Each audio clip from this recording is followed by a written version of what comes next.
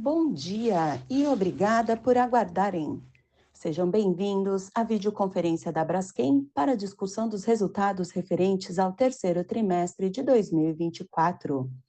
Estão presentes hoje conosco os senhores Roberto Bischoff, CEO da Braskem, Pedro Freitas, CFO da Braskem, e Rosana Avolio, diretora de Relações com Investidores, Planejamento Estratégico e Inteligência de Mercado Corporativo.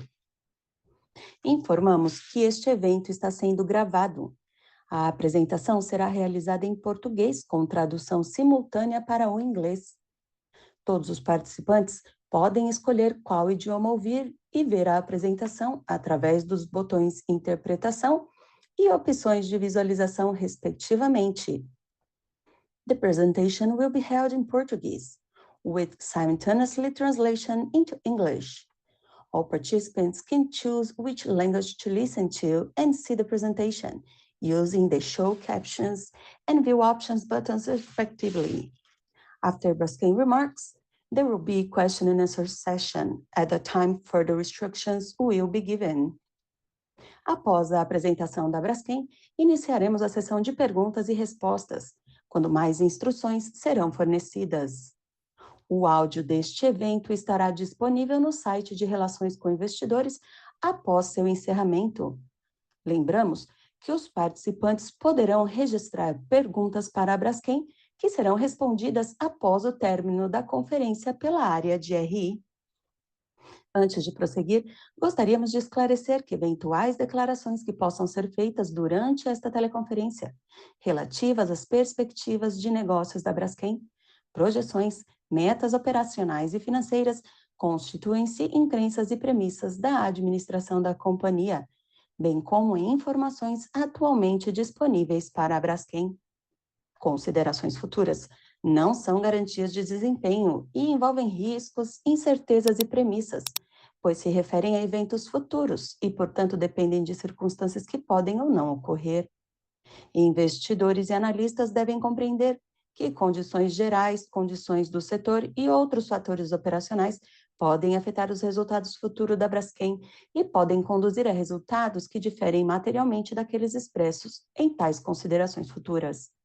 Gostaria agora de passar a palavra à senhora Rosana Avolio, diretora de Relações com Investidores, Planejamento Estratégico e Inteligência de Mercado Corporativo, que iniciará a apresentação. Por favor, senhora Avolio, pode prosseguir. Olá, senhoras e senhores. Gostaria de agradecer a todos pela participação em mais uma teleconferência da Braskem. Hoje discutiremos os resultados do terceiro trimestre de 2024. Seguindo a agenda no slide número 3, iniciaremos com os principais destaques financeiros da companhia no período, que se encontram no slide número 4. No terceiro trimestre de 2024, o cenário petroquímico continuou apresentando uma trajetória de spreads crescentes no mercado internacional. Tal trajetória é explicada principalmente pelo melhor equilíbrio entre oferta e demanda global, associado aos efeitos dos conflitos no Mar Vermelho, que ainda impactam a logística global, resultando em maiores taxas de fretes marítimos e, portanto, maiores preços no mercado internacional. Adicionalmente, paradas programadas e não programadas em várias regiões impactaram o nível de oferta, contribuindo para o aumento nos spreads no mercado internacional.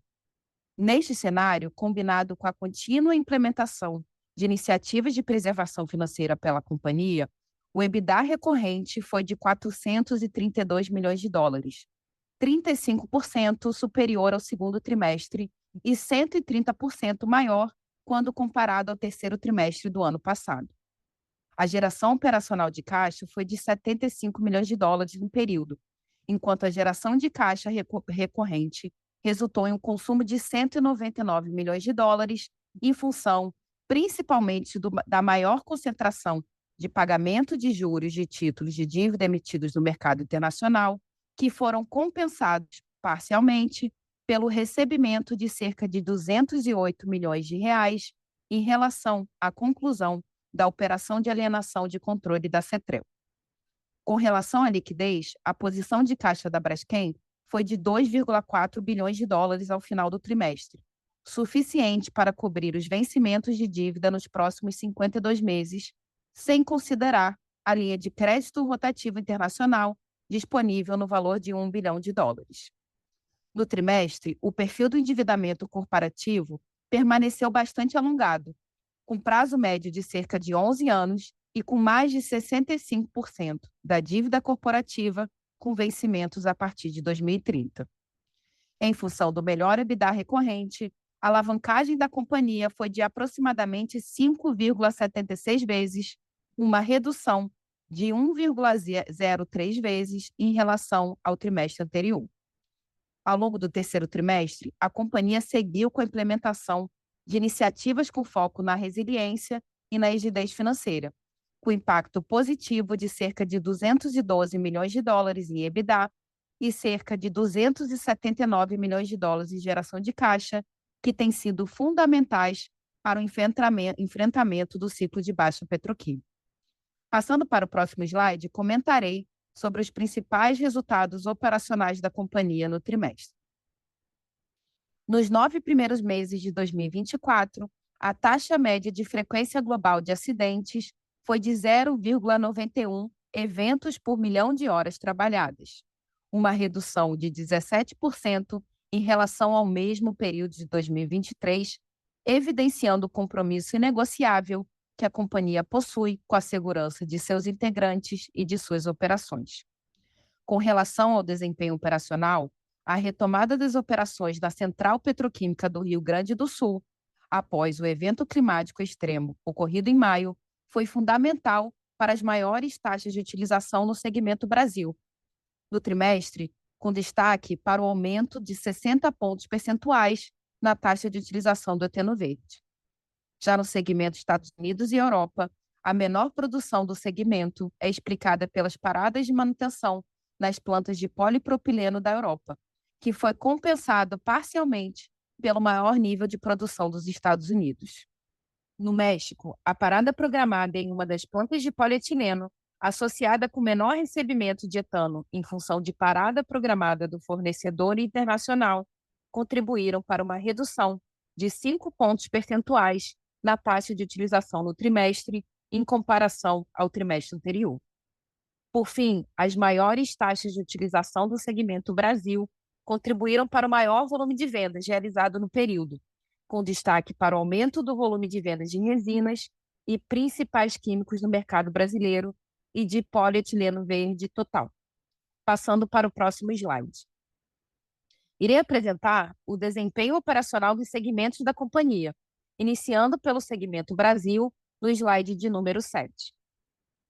A taxa de utilização das centrais petroquímicas brasileiras aumentou em 2 pontos percentuais em relação ao trimestre anterior, em função principalmente da retomada das operações no Polo Petroquímico de Triunfo, no Rio Grande do Sul, interrompidas em maio, dado o evento climático extremo que atingiu o estado. O volume de vendas aumentou 6% no mercado brasileiro, principalmente em função do maior volume de vendas de polipropileno, em função da maior demanda dos setores de higiene e limpeza. Além disso, em função de maiores oportunidades comerciais nos setores de construção civil e saneamento, houve um aumento no volume de vendas de PVC.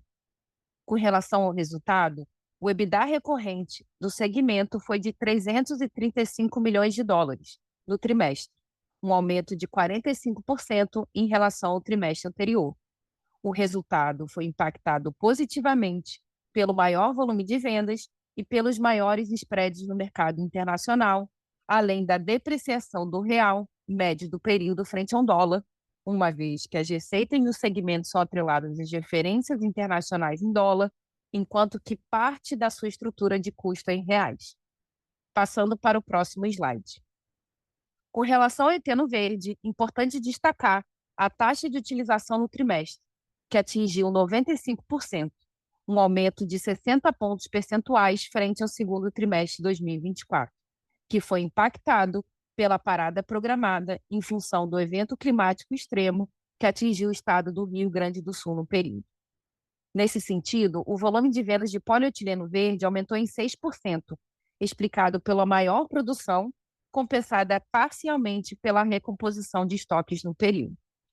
Passando para o próximo slide. No segmento Estados Unidos e Europa, a taxa de utilização no último trimestre foi menor em relação ao segundo trimestre de 2024, em 2 pontos percentuais, em função principalmente das paradas programadas das plantas da Europa, compensadas parcialmente pela produção nos Estados Unidos.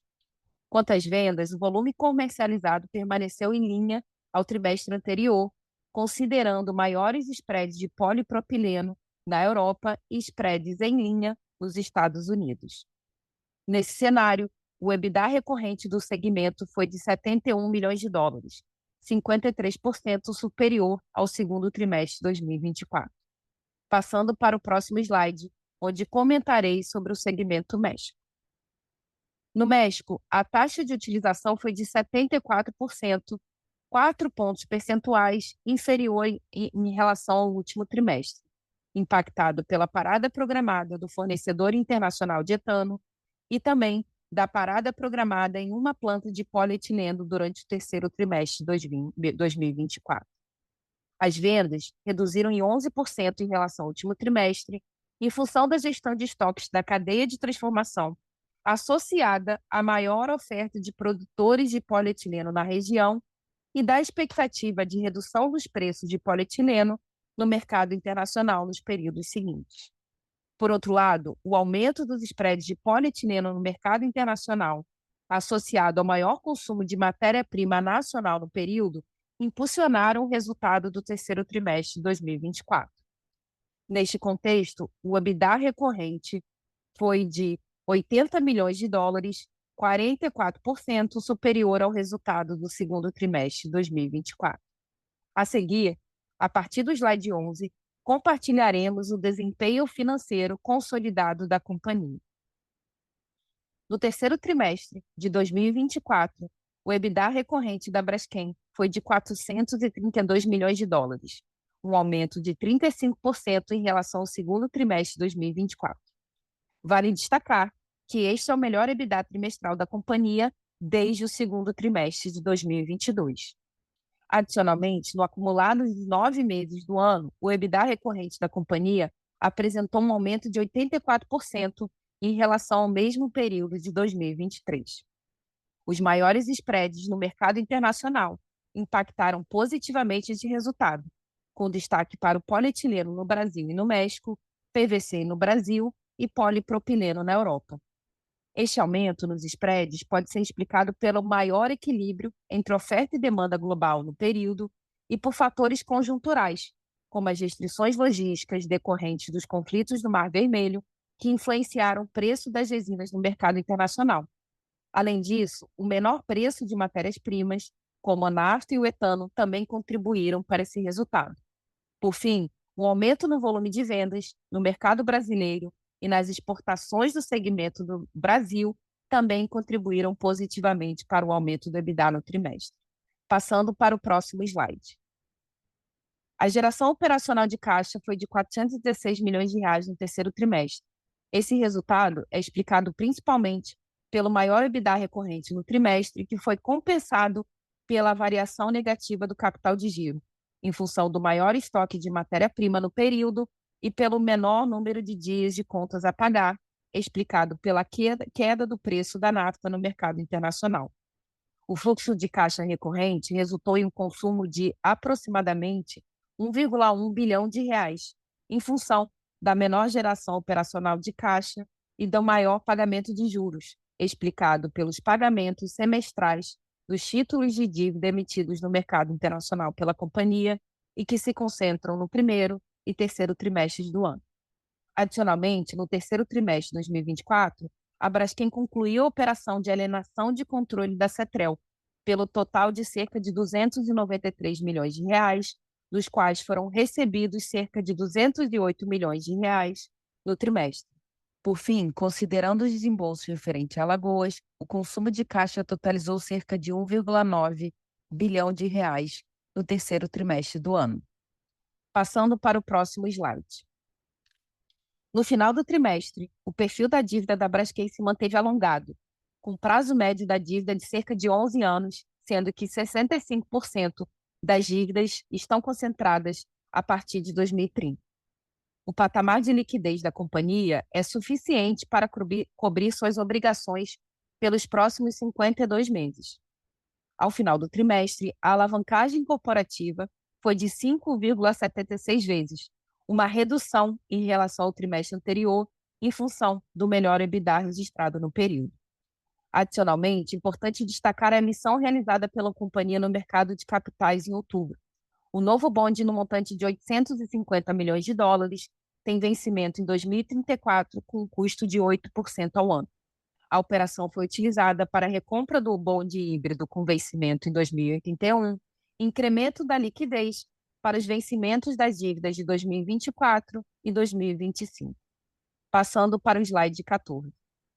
A seguir, comentarei sobre os principais avanços das frentes de trabalho em Alagoas, começando no slide 15. A respeito do plano de fechamento e monitoramento das cavidades de sal, até o fim do terceiro trimestre, 16 cavidades estavam alocadas no grupo de preenchimento com areia. Seguindo a recomendação de especialistas, foi tomada a decisão de preencher com areia 3 cavidades previamente planejadas para serem fechadas por tamponamento, sendo elas as cavidades 9, 12 e 16. Até o fim de setembro, deste grupo, 6 cavidades estão totalmente preenchidas, enquanto 3 estão com preenchimento em andamento e 7 estão em fase de planejamento de atividades. O grupo de preenchimento natural tem um total de 6 cavidades, sendo que 5 estão com preenchimento completo e uma cavidade encontra-se em fase de validação do preenchimento. Por fim, das 13 cavidades que se encontram no grupo de tamponamento e pressurização, 9 já estão pressurizadas e estão sendo monitoradas, enquanto 4 estão com a pressurização em andamento. Para essa frente de atuação, 4,3 bilhões de reais já foram provisionados até o momento, sendo 2,9 bilhões de reais já desembolsados e 1,5 bilhão em saldo ao final do terceiro trimestre de 2024. O atual plano de fechamento possui conclusão estimada para o fim de 2026. Passando para o próximo slide. Sobre os avanços das medidas sociourbanísticas, dos 11 projetos de mobilidade urbana previstos, 5 já foram concluídos. Com relação às ações nas áreas desocupadas, o projeto na encosta do Mutange atingiu cerca de 82% de execução. Até o fim de julho, junto ao Acordo Flechal, o programa de apoio financeiro atingiu cerca de 99,4% das propostas pagas, enquanto 14 das 23 medidas socioeconômicas previstas no termo de acordo já foram implementadas. Até o final de setembro de 2024, o percentual de execução do programa de realocação dos moradores atingiu 99,8%. Quanto às propostas relacionadas ao programa de compensação financeira e de apoio à relocação, já foram apresentadas mais de 99,9% das propostas estimadas, sendo que cerca de 98,7% já foram aceitas e cerca de 97,8% já foram pagas. Desta forma, ao final de setembro de 2024, o total de provisões referente ao evento de Alagoas era cerca de 16,3 bilhões de reais, dos quais cerca de 11,5 bilhões de reais já foram desembolsados e aproximadamente 715 milhões de reais registrado em outras obrigações a pagar. Adicionalmente, cerca de 600 milhões de reais foram registrados em realização do ajuste a valor presente e, por fim, o saldo total provisionado ao final do terceiro trimestre de 2024 era de 4,8 bilhões de reais. Avançando para o próximo slide. A seguir, apresentaremos a perspectiva operacional para o próximo trimestre. Quanto às operações da companhia, paradas de manutenção previstas para o próximo trimestre em plantas de polietileno e PVC podem afetar diretamente a utilização de eteno. Dessa forma, uma menor taxa de utilização é esperada no segmento Brasil. Em relação às vendas, a perspectiva de menor demanda, em função da sazonalidade típica do período, contribuem para a expectativa de menor volume de vendas para o trimestre. No segmento Estados Unidos e Europa, a expectativa é de que as taxas de utilização fiquem em linha com o trimestre anterior, em função do gerenciamento da produção nos Estados Unidos, que se adequa à menor demanda esperada no período, compensada parcialmente pela maior taxa de utilização do segmento Europa, explicada pela retomada das operações após paradas de manutenção. Nessa linha, é esperado que o volume de vendas do segmento se mantenha em linha com o anterior. Por fim, no México, a expectativa para o terceiro trimestre é de aumento da produção, em função da expectativa da estabilização do fornecimento de etano, em função do retorno do fornecedor internacional, após realização de parada de manutenção no terceiro trimestre, e do retorno da planta de polietileno, que estava em manutenção no terceiro trimestre de 2024. Em relação às vendas, a maior disponibilidade de produto, em comparação ao trimestre anterior, associada à expectativa de menor demanda no período, resultará em uma perspectiva de manutenção do volume vendido. A seguir, comentarei sobre a perspectiva de spreads internacionais. De modo geral, a expectativa para o próximo trimestre é de menores spreads no mercado petroquímico internacional em função da sazonalidade do período, seguido de recuperação no primeiro trimestre de 2025. Em relação ao mercado de polietileno nos Estados Unidos, a sazonalidade da demanda, associada à maior disponibilidade de produto, em função da retomada da produção em centrais petroquímicos nos Estados Unidos, influenciam para menores preços no próximo trimestre. Quanto ao preço de nafta, a expectativa é de manutenção, resultando em menores spreads no período. No segmento Estados Unidos e Europa, o polipropileno também deverá ser impactado pela menor demanda típica do período. Nos Estados Unidos, a oferta de PP deve aumentar devido à retomada das centrais petroquímicas que estavam em manutenção, o que pode levar a uma queda dos preços. Por outro lado, espera-se um aumento no preço do propeno causado pelo início da temporada de paradas programadas em desitrogenadores de propano nos Estados Unidos, o que contribui para menores spreads. Na Europa, a maior oferta de polipropileno esperada, com a maior entrada de importação na região, também pode contribuir para menores spreads.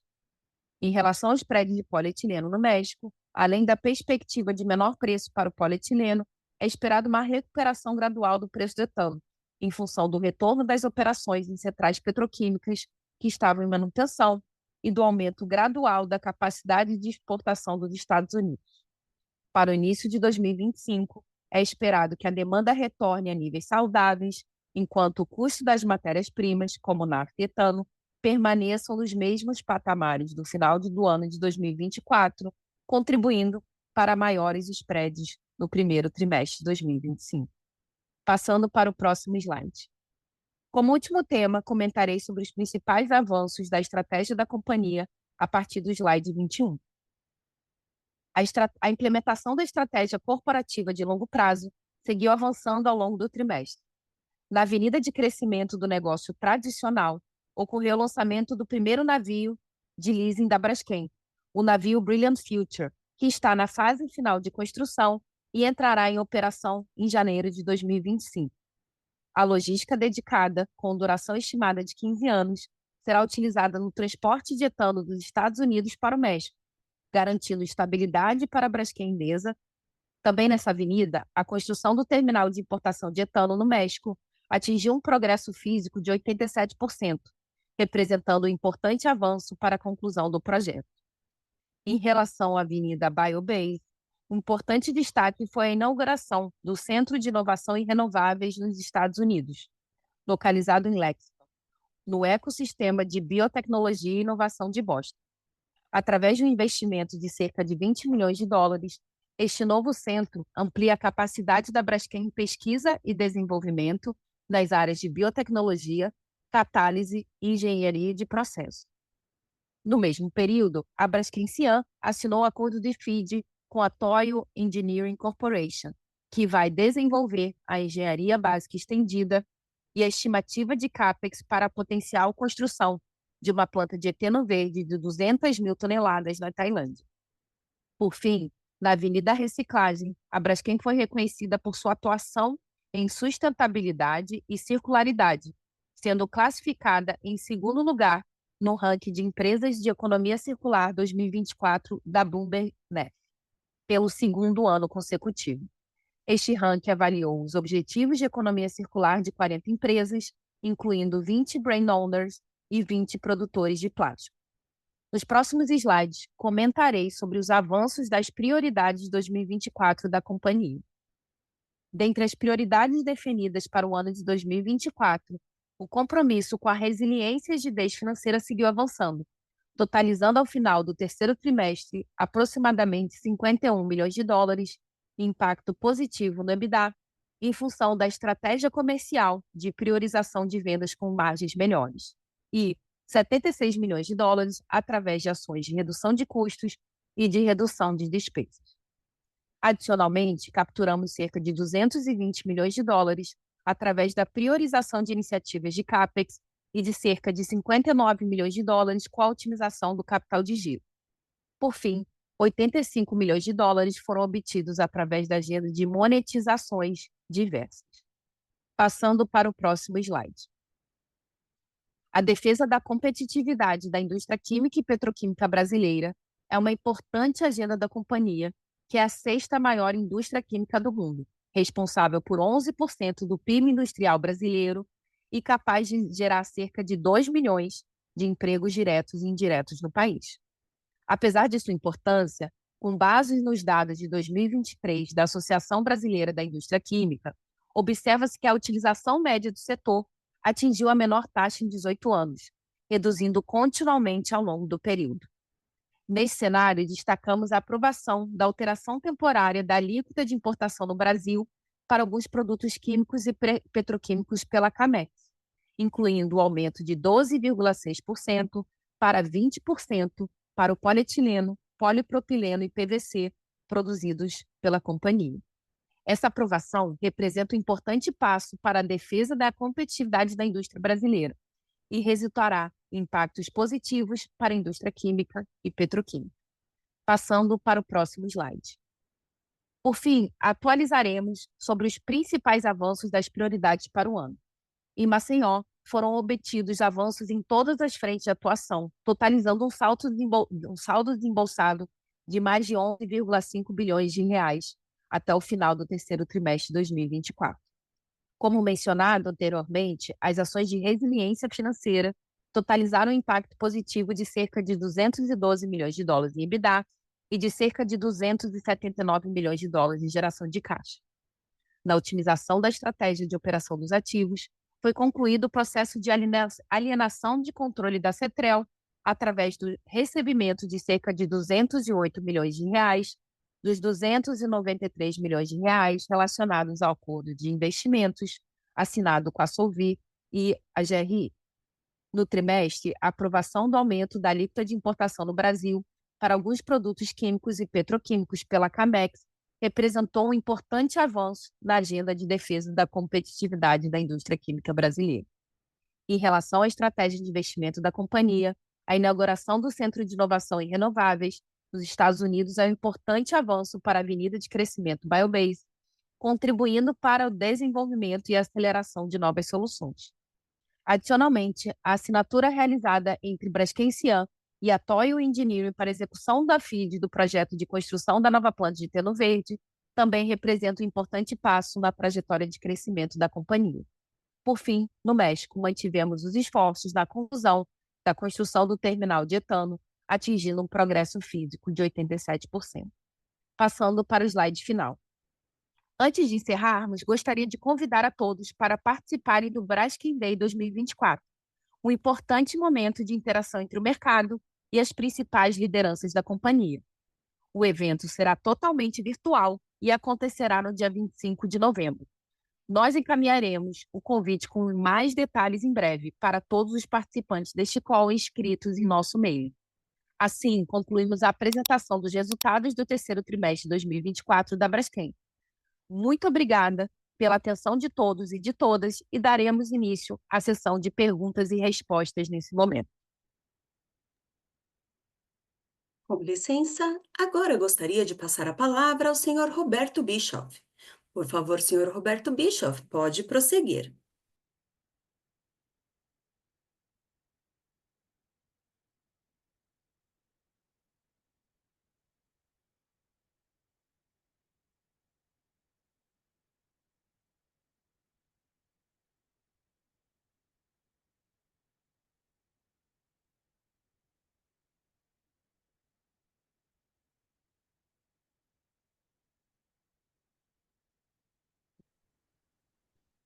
Vocês me ouvem?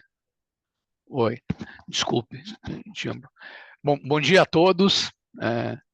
Antes de passarmos para a sessão de perguntas e respostas, eu gostaria de comentar a respeito da minha saída como CEO da Braskem. Tá? Essa saída ela é parte de um processo estruturado de sucessão, né, que foi discutido e alinhado com o acionista controlador da Braskem.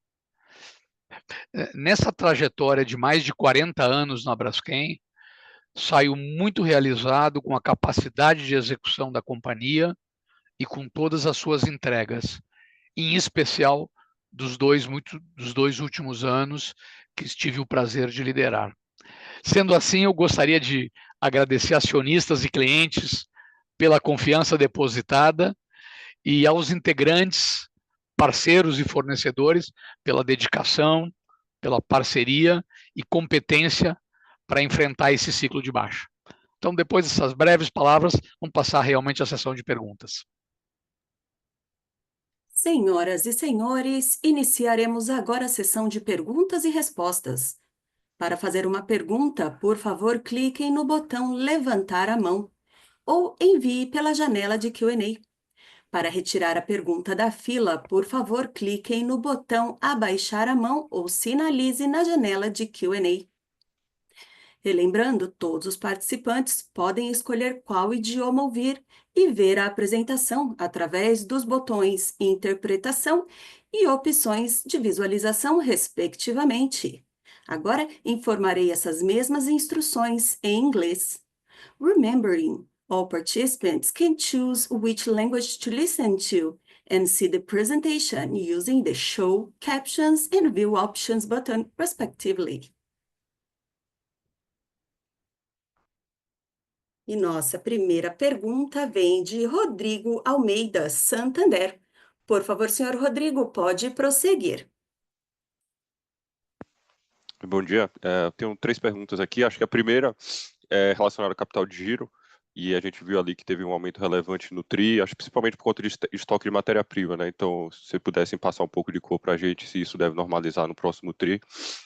A segunda pergunta aqui é sobre parada programada em crack em 2025, né? E se isso pode fazer com que o CAPEX em 2025 ele seja ali pelo menos levemente maior do que os 440 milhões de guidance para esse ano. E a terceira é se vocês já estão sentindo algum efeito do aumento de alíquota de importação. Acho que vocês não comentaram muito disso ali no Outlook operacional, então se pudessem dar alguma cor desse aumento de alíquota e efeito para vocês, seria legal. Obrigado. Rodrigo, bom dia a todos. Então,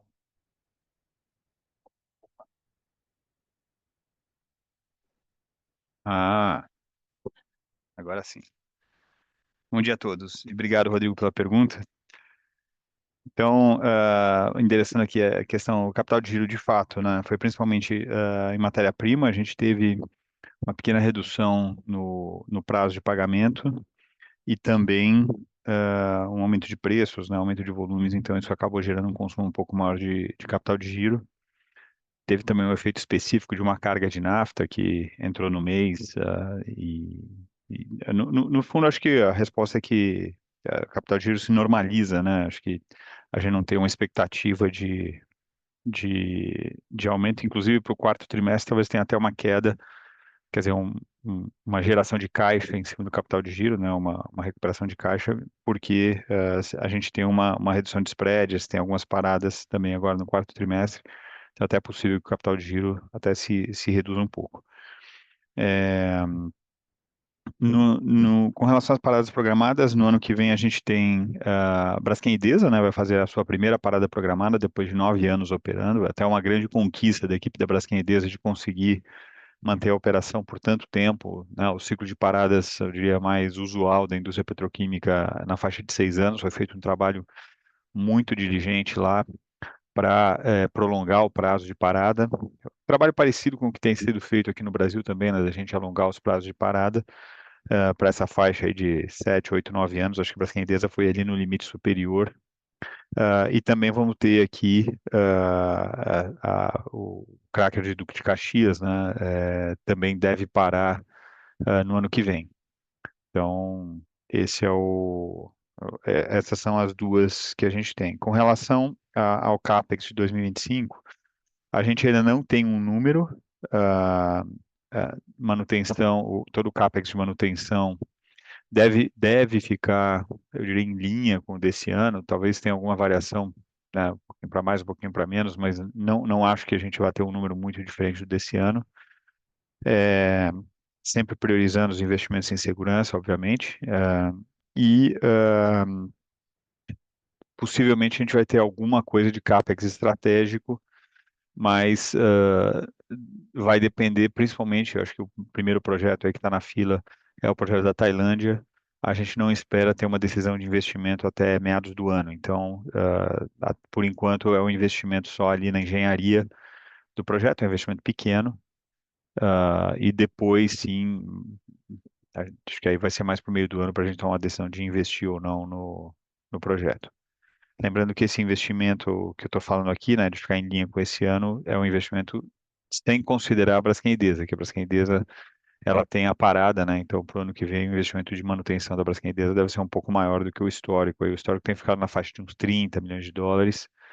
A gente imagina que esse ano vá pelo menos dobrar, até um pouco mais que o dobro desse número. Com relação à alíquota de importação, a gente tem um trabalho sendo feito agora de revisitar aquele equilíbrio que a gente já mencionou outras vezes, né, entre margem de serviço, preço, né, e volume. Então, está sendo feito isso produto a produto aqui. A gente tem, para esse ano, a gente acredita que entre recuperação de market share, né, e eventualmente algum efeito ali também de margem, a gente tenha uns 30 milhões de dólares adicionais aqui no resultado de 2024, no último trimestre. Para o ano que vem, a gente tem mais 3 trimestres aí de impacto. Aí vamos ver o que acontece, né? Tem um outro efeito que eu acho que é relevante aqui nessa questão de imposto de importação, é porque alguns clientes nossos também tiveram aumento das suas alíquotas de importação. Então, isso traz também um potencial impacto interessante do ponto de vista de volume de venda, né? A gente pode ter, a gente espera ter uma recuperação de volume dos nossos clientes também, que aí aumentam a taxa de operação nas nossas centrais, né? Então, isso é um efeito que a gente espera ver aí para o quarto trimestre e também para o ano que vem. É um efeito indireto, a gente não consegue quantificar quanto que isso pode ser, né? Mas é algo que a gente tem expectativa aí. Perfeito. Obrigado, Pedro. Bom dia. Bom dia.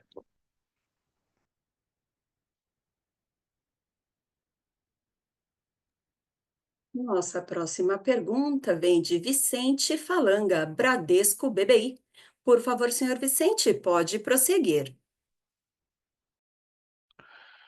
Obrigado, pessoal. Obrigado, Roberto, pela participação e mensagem. Pedro, Rosana. Eu tinha uma pergunta aqui. Vocês colocaram bem aqui naquele Outlook, né, os spreads piores no TRI que vem, o volume sazonalmente pior. Como que isso deve conversar com as tarifas de importação maiores aí, e câmbio mais depreciado? O que vocês acham que dá para a gente esperar net e EBITDA quarto TRI? Obrigado. Oi, Vicente, a gente não dá guidance, né? Então eu vou fazer comentários aqui mais qualitativos, né? O quarto TRI normalmente é um TRI de sazonalidade mais baixa, né? Então a gente vê tanto essa redução marginal aí de spreads, mas também potencial redução de volume em função de sazonalidade. Acho que o imposto de importação ele compensa parcialmente isso, não acho que vai compensar totalmente essa variação sazonal. Por outro lado, o câmbio, ele ajuda, né?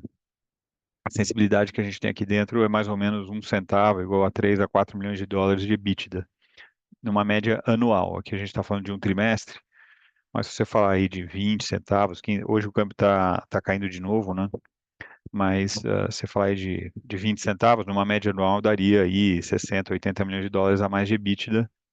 Portanto, numa média trimestral, esses 20 centavos valeriam aí um quarto disso, né? 15 a 20 milhões de dólares de EBITDA.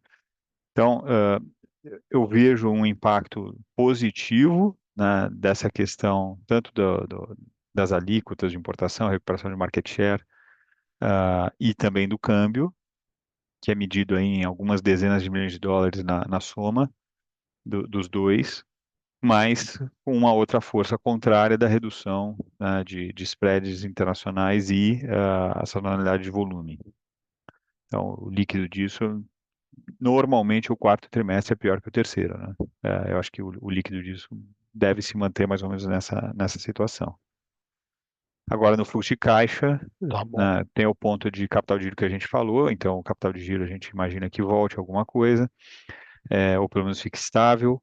A gente não tem o pagamento de juros que a gente teve no trimestre anterior, então também tem aí um impacto, né, de fluxo de caixa, eu diria materialmente positivo aí, considerando esses dois efeitos. E só rápido, né? A gente tinha expectativa de na virada do ano entrar muito PP. Como é que vocês estão vendo essas entradas de capacidade de PP aí? Muita coisa entrando ou estão segurando? Eu vou passar aqui para a Rosana Vicente para ela Obrigado. falar desse ponto. Olá, Vicente, obrigada aí pela pergunta. Até passar um panorama do quarto tri mais geral, o que vai acontecer também, né? O Pedro bem comentou sobre essa demanda, né? Tem essa sazonalidade do período, mas se a gente observar o terceiro tri foi um terceiro tri do ponto de vista global de paradas programadas e não programadas, né? Usualmente, regionalmente, a gente vê concentrações de paradas programadas, como a gente acabou de ver na Ásia agora no terceiro tri. Então, o que a gente vê nesse quarto tri é, de fato, essa volta dessas paradas não programadas e programadas, uma demanda menor que já comprime o spread. E aí, na sua pergunta específica sobre o polipropileno a gente viu entrando ao longo do ano. Tá?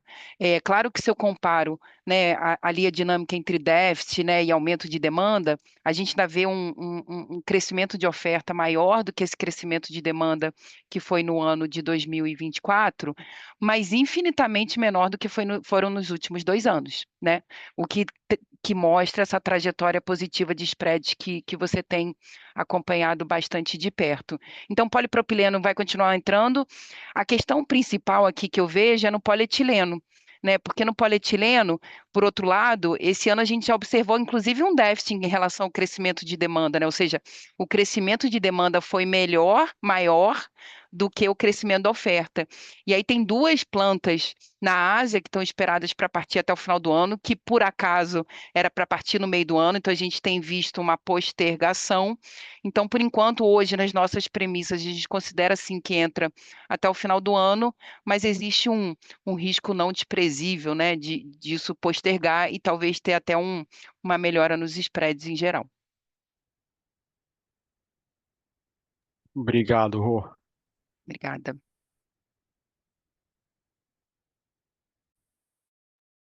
Nossa próxima pergunta vem de Tasso Vasconcelos, UBS. Por favor, Tasso, pode prosseguir.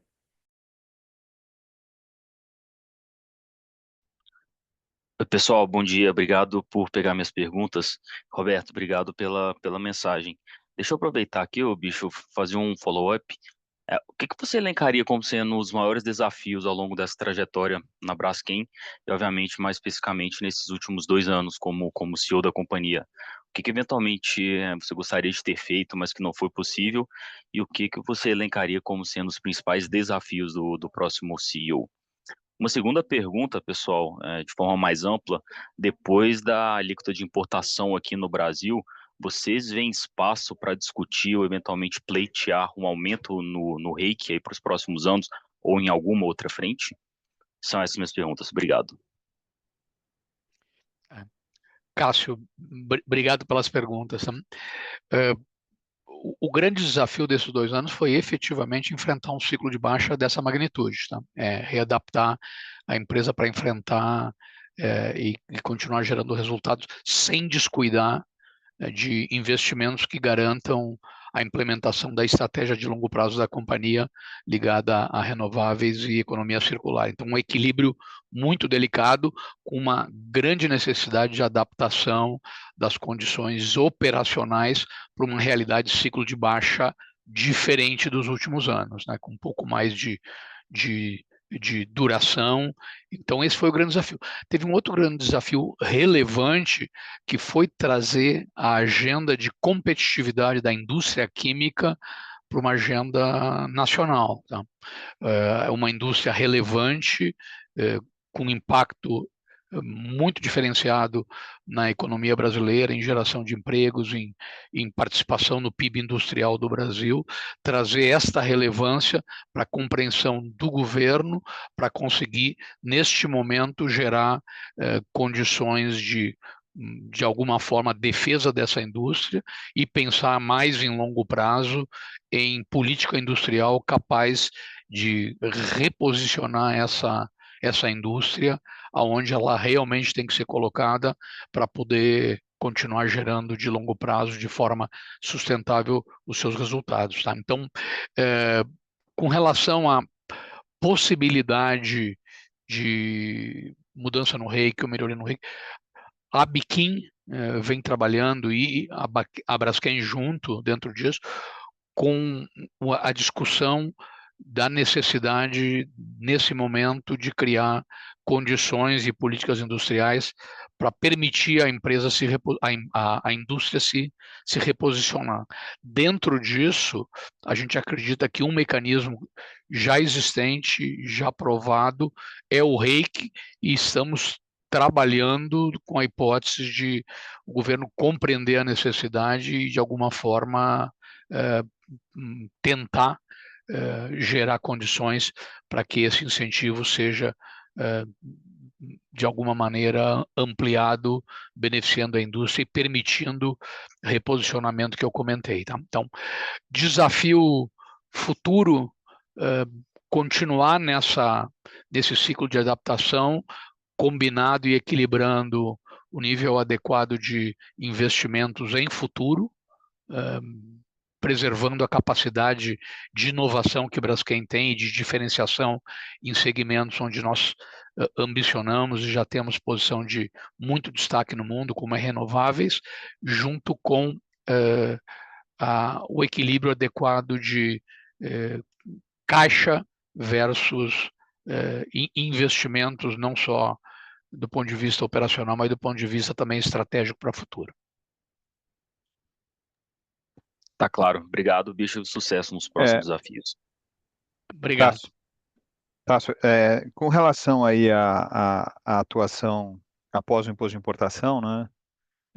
O imposto de importação, ele é uma medida importante, né? E a gente agradece aí o trabalho todo do governo, do Ministério do Desenvolvimento, Indústria e Comércio, do vice-presidente Alckmin, que trabalhou bastante, né, nessa frente, mas é uma medida temporária, né? Então, a gente segue, através da Biquim, em diálogos, tanto olhando para uma questão mais estrutural de competitividade da indústria brasileira, e aí a gente vê vários países dando incentivos para empresas, inclusive no setor químico, né, para fazer uma transição.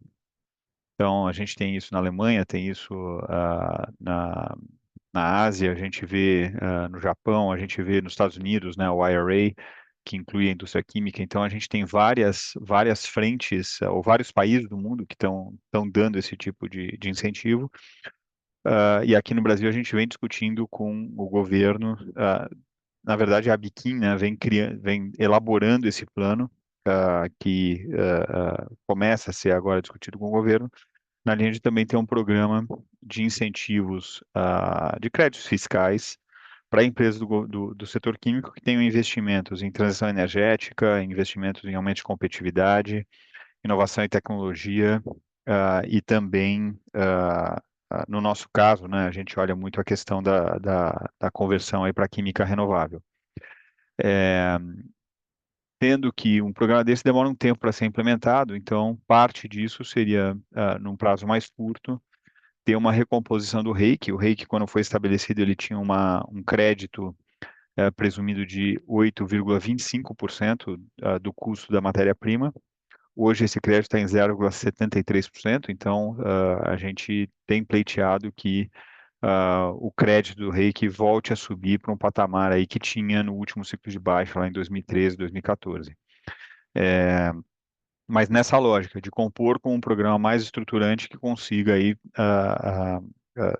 trazer um incentivo para novos investimentos de aumento de competitividade, né? No nosso caso, de novo, um investimento bastante relevante que a gente poderia fazer seria um investimento na Central do Rio de Janeiro para expansão, ou eventual até duplicação da capacidade do polo lá do Rio, que é um polo base gás, super competitivo, então seria um passo importante para a gente dar.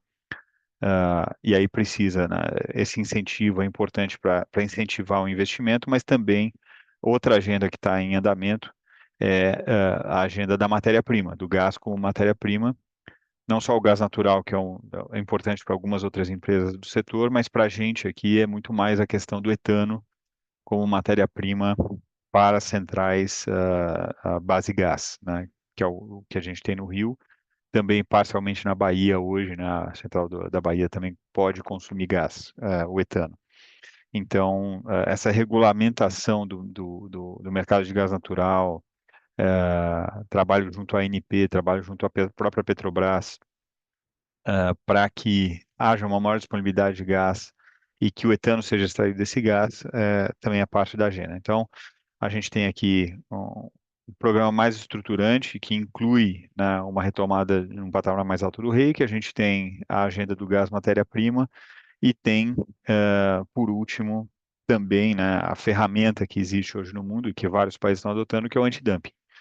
Então, hoje a gente já tem um antidumping, por exemplo, contra o PVC que vem dos Estados Unidos.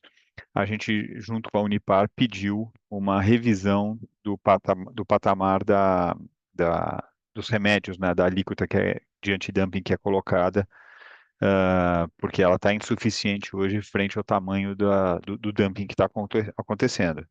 E a gente segue monitorando outros produtos, né, para talvez, eventualmente, também colocar pleitos antidumping em outros produtos, tá?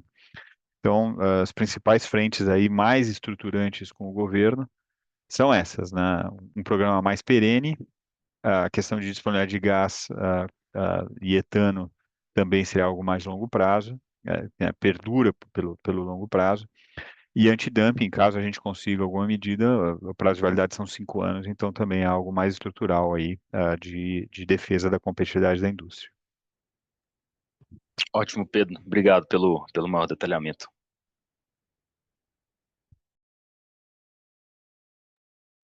Nossa próxima pergunta vem de Gabriel Barra, Citi. Por favor, Gabriel, pode prosseguir. Oi, pessoal. Obrigado por pegar minhas perguntas, Pedro, Roberto, Rosana. Acho 2 pontos aqui. Acho que o primeiro, de uma análise mais, tentando olhar numa conjuntura mais global. A gente, essa semana, teve o resultado das eleições americanas, tem esse estresse em relação a câmbio Brasil, depreciando o real em relação ao dólar. Tem discussões de tarifas também sendo aumentadas, possivelmente nos Estados Unidos. O que eu queria entender um pouco, e até, não sei se o Pedro ou o Rosana pudesse dar um pouco mais de visão sobre isso, como que isso impacta o cenário para frente e como que a Braskem, nesse contexto, ela fica posicionada, né? Acho que parece um pouco mixed feelings aqui, mas eu queria entender um pouco de vocês, olhando para frente, como que isso poderia impactar a companhia. Voltando ao assunto do reiki, acho que talvez seja a minha segunda pergunta aqui, acho que até lembro no último conference call, tiveram algumas entrevistas falando sobre uma possível até racionalização de capacidade aqui no Brasil, dependendo de como fosse dirigida essa discussão em relação ao imposto de importação. Essa discussão ainda está em pauta, a gente poderia pensar alguma racionalização aqui no Brasil para a capacidade da Braskem frente até essa conjuntura nova de mais protecionismo, de talvez uma disputa maior pelo market share global. Como que a gente poderia pensar isso para frente? São esses 2 pontos. Obrigado. Tá, Gabriel, obrigado pelas perguntas. Então, assim, de fato, eu acho que a eleição dos Estados Unidos, a gente ainda não tem uma leitura 100% depurada, né? Vai também depender muito das ações efetivas que o governo americano adote, né? A gente sabe que campanha é uma coisa, governo é outra. Mas, se for numa linha de um maior protecionismo, né, nos Estados Unidos, A gente vê, por um lado, um potencial bem interessante para a nossa operação nos Estados Unidos. O polipropileno que a gente produz lá, ele tem um uso importante, né? Um dos segmentos importantes que representam uma parcela relevante do volume é o segmento automobilístico. Então, se o governo americano colocar barreiras contra a importação de carros de outros países, China e outros países, e isso levar ao aumento da produção doméstica de carros nos Estados Unidos, isso diretamente influencia na demanda para polipropileno nos Estados Unidos de uma maneira relevante, tá? Então, esse é um efeito que pode vir, né, mais de imediato, assim, se as tarifas forem de fato colocadas, tá? Então, nos Estados Unidos, a gente vê um efeito positivo potencial, né, vindo de uma eventual política mais protecionista. O outro lado dessa história é um lado, né, de como é que, principalmente o Brasil, se protege, né, ou se organiza num cenário como esse. Porque o que acontece aí é que se os Estados Unidos se fecham mais, os exportadores, né, os países que estão exportando para os Estados Unidos, de novo, principalmente China, vão buscar outros mercados. E aí pode vir uma agressividade maior para o mercado brasileiro, não necessariamente no nosso setor, né, porque a China vender no Brasil é difícil, a logística é muito longe, né, mas você pode ter produtos acabados vindo para o Brasil em maior volume, e isso acaba desestruturando as cadeias industriais no Brasil como um todo, né? Ou enfraquecendo, acho que desestruturando é uma palavra muito forte, mas enfraquecendo as cadeias industriais, isso pode gerar um efeito negativo de demanda aqui no Brasil. Então, esse balanço aí, ele acaba sendo algo, como você falou, né? Meio mixed feelings, e eu acho que reforça a necessidade do governo de adotar as medidas de defesa da competitividade da indústria brasileira. Então, isso conecta com a sua segunda pergunta, né, com relação aí à racionalização de capacidade, quais são os efeitos que isso pode ter no Brasil. A gente continua estudando racionalização de capacidade, não tem nenhuma decisão tomada até esse momento. Tem muita conexão com a agenda do que o governo pode colocar de medidas, né, dependendo do que o governo coloca, você traz um nível de preservação maior da capacidade instalada no Brasil. Dependendo do nível de ação que o governo coloque, você pode, né, não reverter uma situação de falta de competitividade e, portanto, né, levar a um fechamento das capacidades, de algumas capacidades, obviamente não de tudo. Então, esse balanço, eu acho que hoje a gente está trabalhando com vários cenários, fazendo uma carga de análise muito, muito grande para a gente conseguir trazer aqui alguma visão consolidada ainda para uma tomada de decisão. Não acho que a gente tenha nenhuma decisão daqui até o final do ano, tá? Acho que vai ser uma decisão mais para o ano que vem. Então, acho que esse é o ponto, né? Acho que tem mais dois pontos aqui que eu acho que trazem uma cor um pouquinho adicional, né? Você perguntou sobre o câmbio, então o câmbio depreciado é bom para a gente. Você falar uma depreciação aí sei lá, 15, 20 centavos. O número que a gente tem, 1 centavo dá mais ou menos 3 a 4 milhões de dólares, né, de valor, então você vê numa média anual, né? Então você vê aí que pode ter um impacto positivo de EBITDA, que não deixa de ser relevante. E o outro ponto que eu também acho que também tem que eu acho que é interessante também, é que a gente tem um projeto de fazer polipropileno verde nos Estados Unidos, né? E isso, de novo, com maior, eu diria, os Estados Unidos olhando mais para dentro, pode acelerar esse projeto de investimento lá, que traria um produto novo aí para o mundo. Super interessante, Pedro. Obrigado.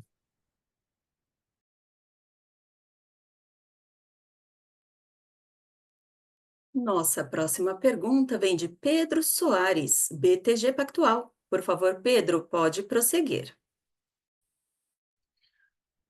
Bom dia, boa tarde, na verdade, né? Roberto, Pedro, Rosana. Eu tenho só um follow-up sobre spreads. Acho que a gente já abordou bastante, principalmente o horizonte de curtíssimo prazo aí para o quarto tri.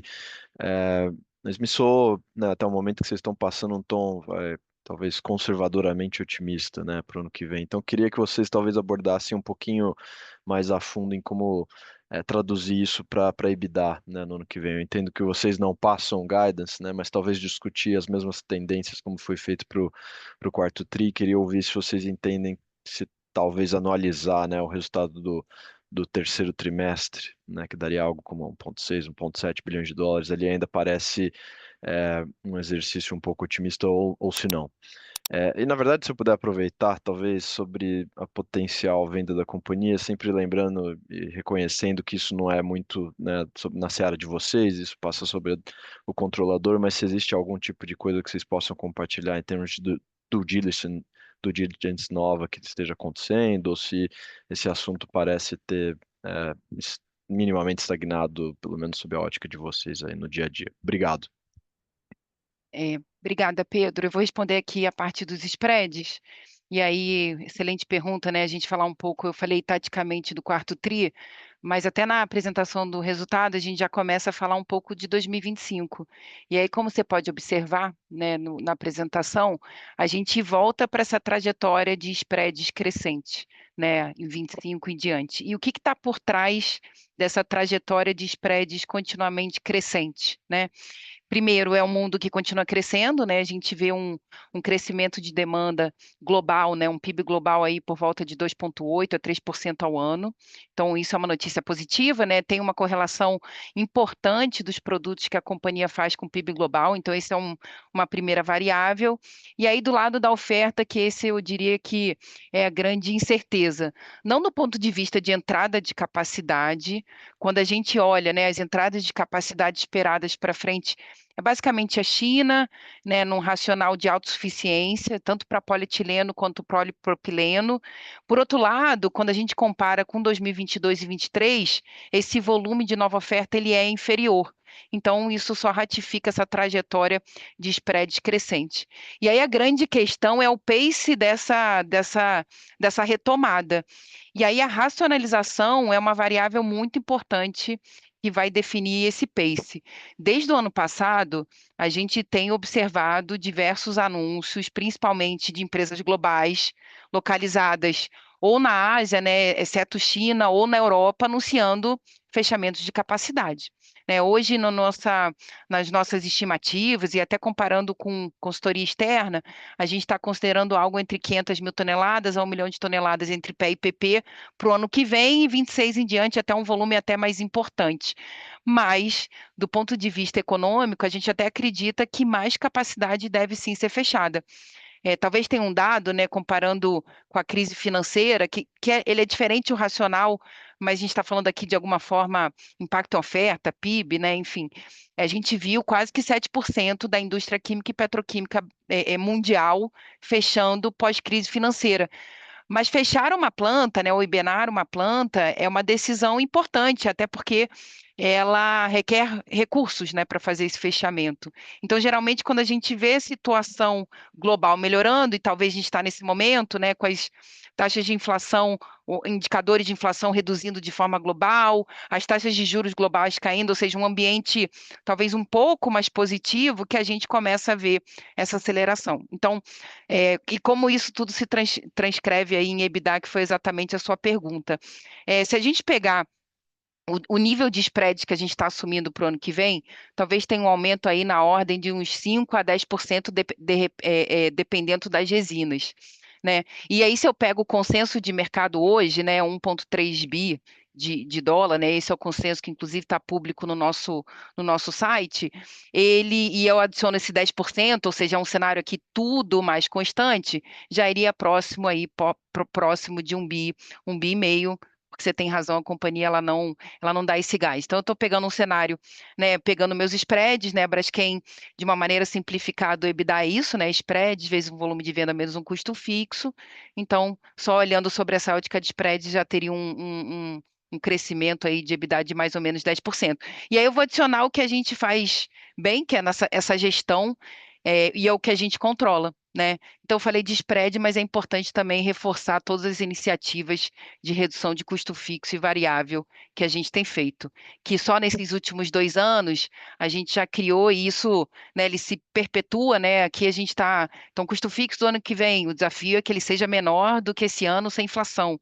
Então, a gente está falando aí nesses últimos 2 anos, a gente já conseguiu capturar mais de 200 milhões de dólares. Então, isso estaria até muito parecido com o número que você mencionou. Passar para o Pedro para a outra pergunta. Obrigada, Pedro. Bom, com relação à due diligence, a gente, acho que tem hoje dois processos, a gente tem duas trocas de informação em aberto, né? Uma, PIC, é aquela empresa do Kuwait que a gente divulgou, ainda tá num ritmo mais lento agora, acho que a informação que eles pediram a gente acabou já submetendo, eventualmente vem uma outra pergunta mais isolada agora. E Petrobras também, né? De vez em quando pede informações adicionais, uma complementação. Petrobras fez toda a avaliação deles no final do ano passado, então, quando a gente olha agora, o viés é muito mais de atualização de informações do que aconteceu aqui nos dois, três, agora 3 trimestres do ano, né? Então, é o que tá acontecendo, a gente não tem nenhuma informação adicional sobre negociações, né, o que está acontecendo ou não, a gente não sabe o que está acontecendo nessa esfera mais negocial. Mas do ponto de vista da due diligence, é isso aí. Obrigado, Pedro. Obrigado, Rosana.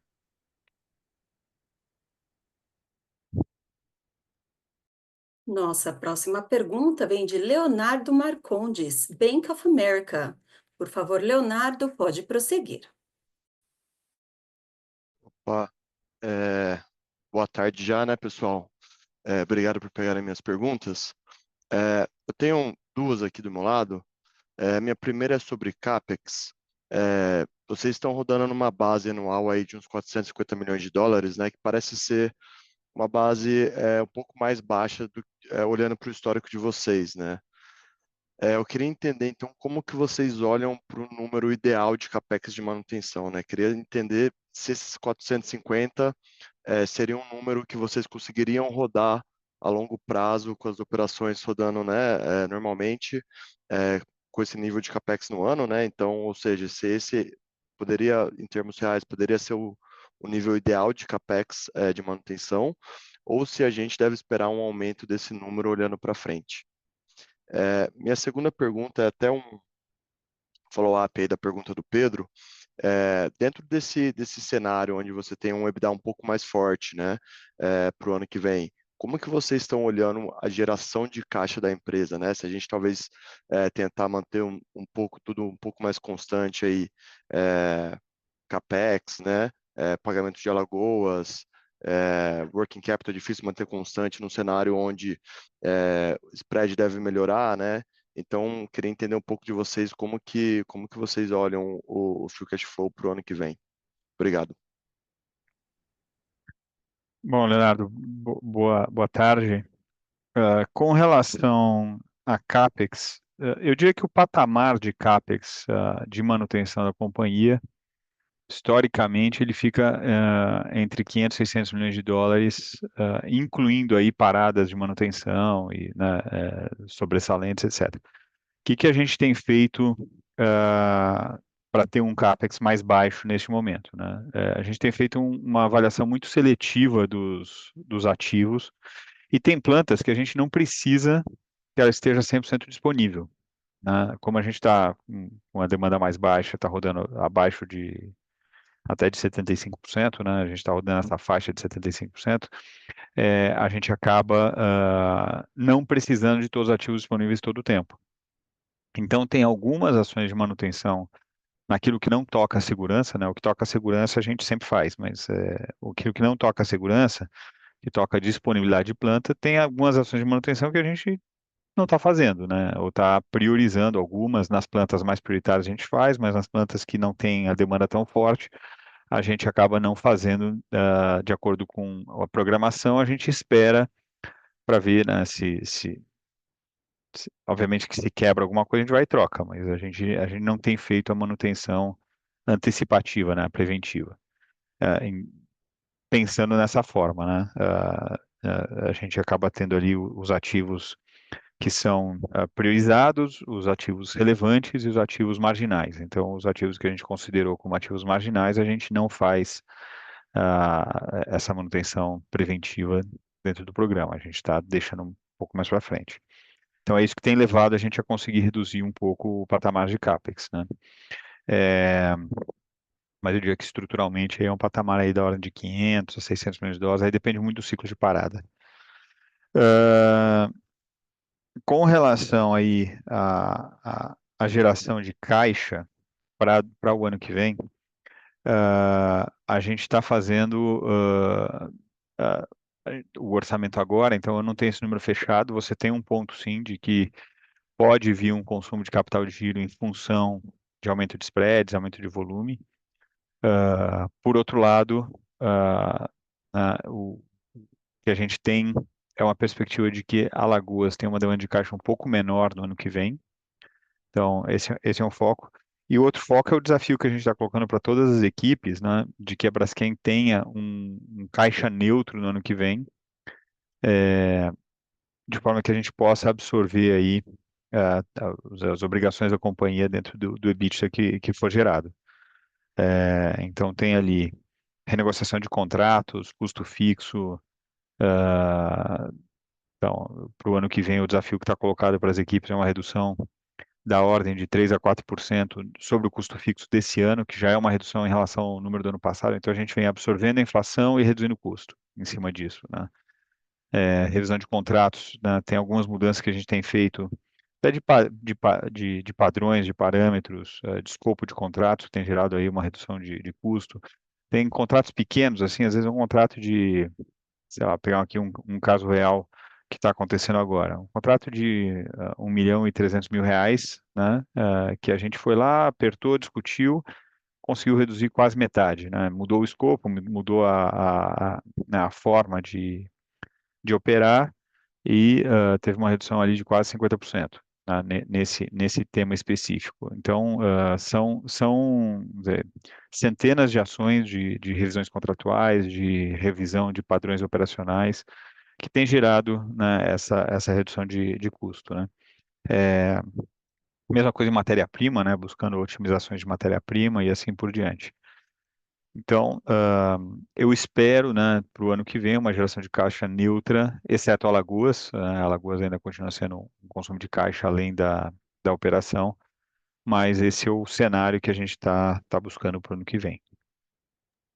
Tá bem claro, Pedro. Obrigado. Só um follow-up aqui para poder entender um pouco melhor. Vocês, entendo que vocês estão preparando aí no orçamento para o ano que vem, mas dentro desse EBITDA de 1,5 bi aí, né, que a Rô até chegou a comentar, vocês estão olhando um câmbio de quanto O para o ano câmbio que hoje, vem? na versão atual do orçamento, a gente está com 5,47. Tá claro. Tá Tá? show. Tá bom. Obrigado, viu? É câmbio médio, tá? Sim, perfeito. Obrigado.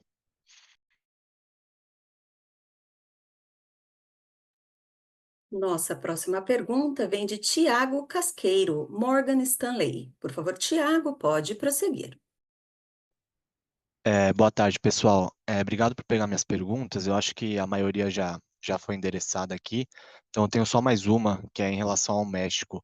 Eu entendo que nesse trimestre teve a questão da parada programada do fornecedor. Vocês também tiveram uma parada de uma das plantas de vocês, e acabou reduzindo um pouco a taxa de utilização. E que já no quarto trimestre deve ter uma melhora, mas eu queria entender qual que é a perspectiva que vocês têm para 2025, até pegar um pouquinho de cor do efeito de potenciais novas paradas, coisas do tipo. Obrigado.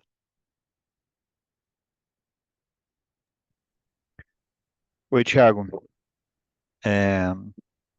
Vamos lá, o México, a gente tem agora para o quarto trimestre, a gente tem um efeito, né? Teve ali o furacão Milton, não passou pelo site, mas vamos dizer, uma rebarba dele acabou passando ali pela região onde está o nosso site, então muita chuva, e teve um efeito ali logístico, tá? Então a gente hoje está operando o Fast Track, né, a importação de etano, aquela rota de caminhões, teve uma ponte ali que foi afetada, então a gente teve que reprogramar o fluxo de caminhões algum momento ali, agora no começo de outubro, deu um efeito de redução na taxa de operação, mas foi mais pontual.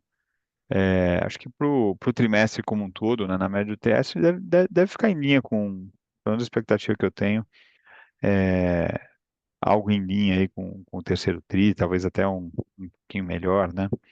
É, ah, já para o ano que vem, a gente tem a partida do terminal, né? Então tem a parada programada, é uma parada aí que deve durar um pouco, um mês mais ou menos, né? Talvez um pouco mais de um mês, mas 30 a 40 dias é o prazo normal de uma parada. Eu não estou aqui com a programação efetiva dessa parada do México. Então isso te diria, então vai perder um dozeavos da produção, perde 8%, mais ou menos. Sim, mas por outro lado, a gente tem o terminal e a potencial operação à carga cheia. Então, terminal partindo ali, vamos dizer, final do primeiro trimestre, né? Então, a gente teria 3 trimestres rodando cheio, um deles um mês, né? Um mês e meio sem rodar. Então, acho que no líquido, talvez a média do ano fique mais ou menos em linha com os 85% aí que a gente vem rodando. E para 2026, aí sim, já rodando ali ao redor do 100%. Então, essa é a perspectiva. Perfeito, Pedro, muito claro, obrigado. A Rosana aqui está me lembrando, tem um ponto importante, né, que a gente tem 2 navios de etano de alta capacidade que estão sendo construídos na China.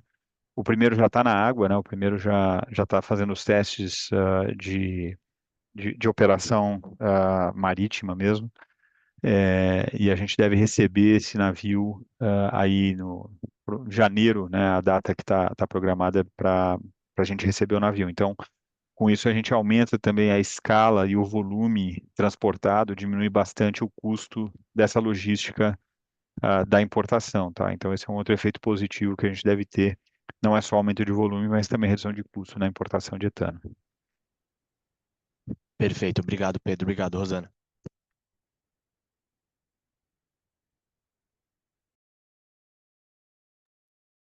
Nossa próxima pergunta vem de Regis Cardoso, XP Inc. Por favor, Regis, pode prosseguir. Boa tarde, Roberto, Pedro, Rosana. Função aqui já do horário do call, fazer uma pergunta só para entender de novo a equação do fluxo de caixa, pensando no quarto trimestre de 2025. Bom, se eu comparo com o terceiro TRI agora de 24, Alagoas efetivamente continuou pesando muito na equação de fluxo de caixa, né? E aí eu até adicionaria que a gente, apesar do desembolso, a gente não viu uma redução relevante ainda naquele saldo de provisão que aparece no balanço. Então, não sei, talvez Pedro, se você poderia comentar, atualizar a gente sobre o efeito de Alagoas no fluxo de caixa e das movimentações da provisão. Obrigado. Tá, Regis. Vamos lá. A gente tem até o quadro da provisão aqui na apresentação, né? Depois você pode voltar lá e referenciar. Mas a gente está com a provisão agora de 4.800, né? Mais 700 milhões de reais de contas a pagar. Então dá 5,5 bi de reais, mais ou menos, de saldo, né, do que a Braskem ainda tem que desembolsar dentro daquilo que está no balanço. De fato, né, a gente tem efeitos ao longo do ano de o consumo, né, o desembolso de caixa da provisão no ano, ele vai passar, né, de 2 bilhões de reais no ano. Agora, no trimestre, foram 830 milhões de reais. Então, no ano, talvez chegue aí perto de 3 bilhões de reais no todo. Por outro lado, né, a gente tem uma situação que ela é dinâmica, a gente teve que colocar 3 cavidades agora para o fluxo de enchimento com areia. Então, isso, neste trimestre, aumentou a provisão em 300 milhões de reais. Então, o consumo vem acontecendo, uma parte disso se resulta em redução da provisão mesmo, uma parte disso acaba sendo compensado negativamente, né, por ajustes na provisão. Uma parte é a inflação, né, que a gente tem que ajustar, mas uma parte é vamos dizer, evoluções da dinâmica do case.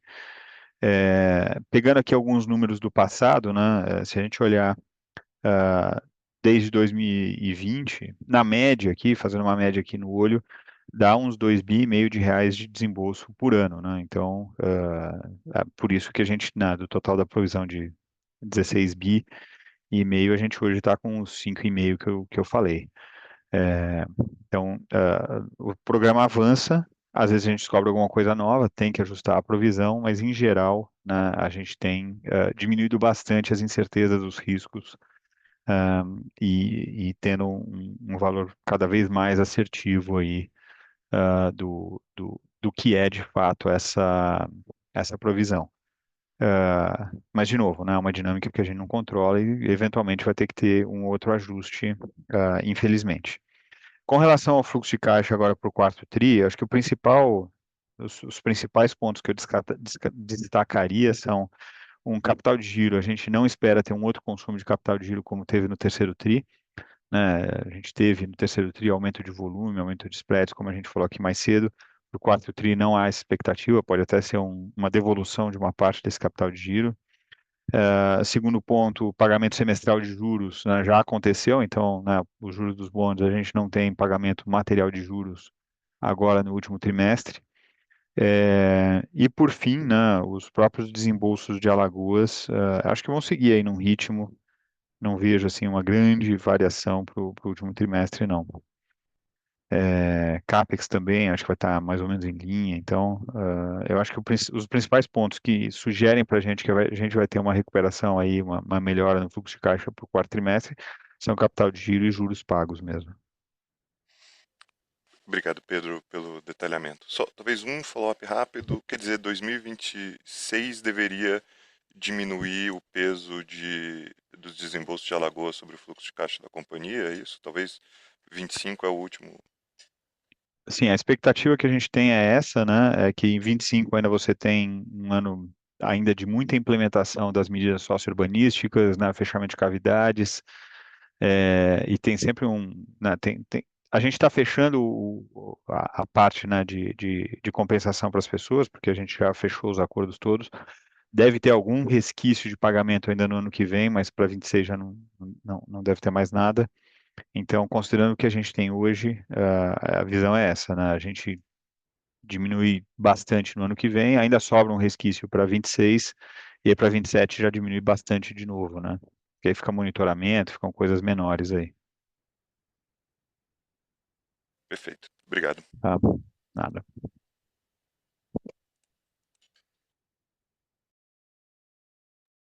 Encerramos neste momento a sessão de perguntas e respostas. Gostaria de passar a palavra ao senhor Roberto Bischoff para as considerações finais. Por favor, pode prosseguir.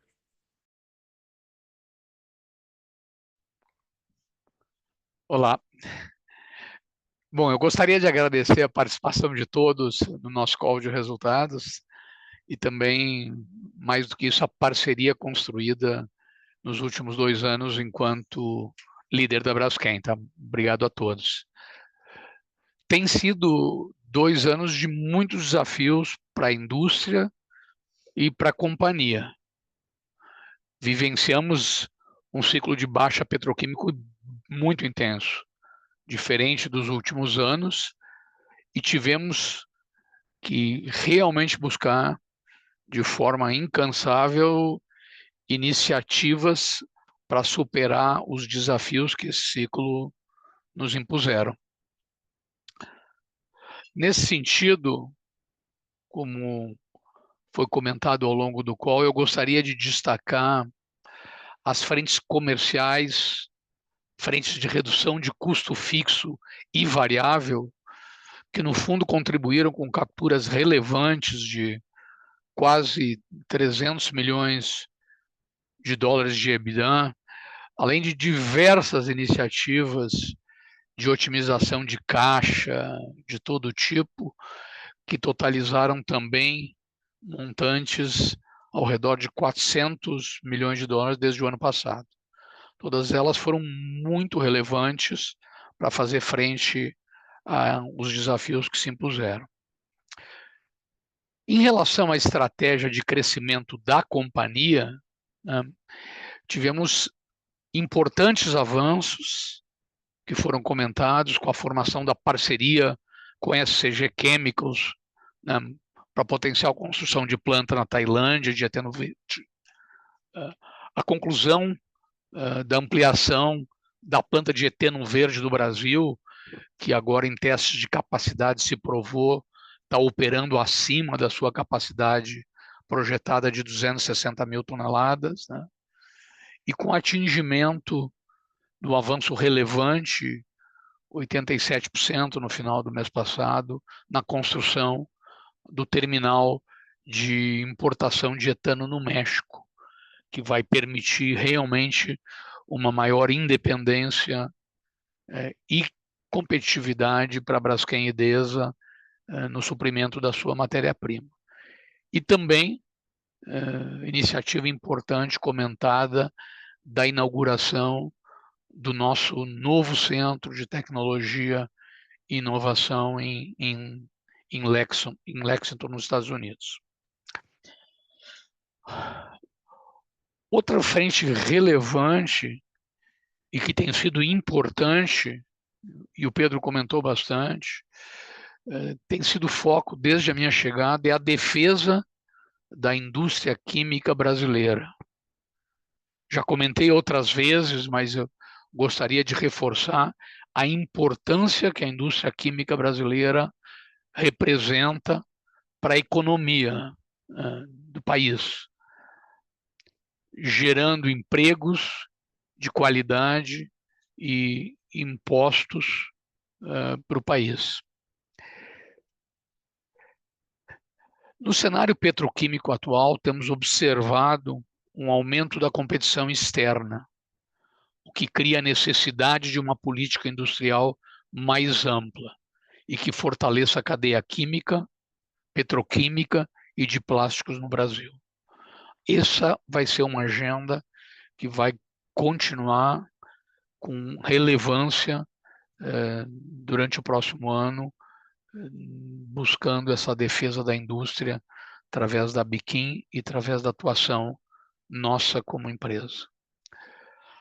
Ora, nesse contexto do que eu acabei de relatar, eu acredito que deixa uma Braskem forte e preparada para seguir enfrentando esse ciclo de baixa.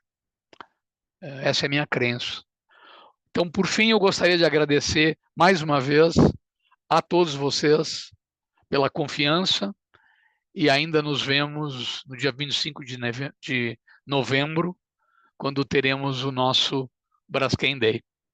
Muito obrigado a todos e um bom final de dia. A videoconferência da Braskem está encerrada. Agradecemos a participação de todos e tenham uma boa tarde.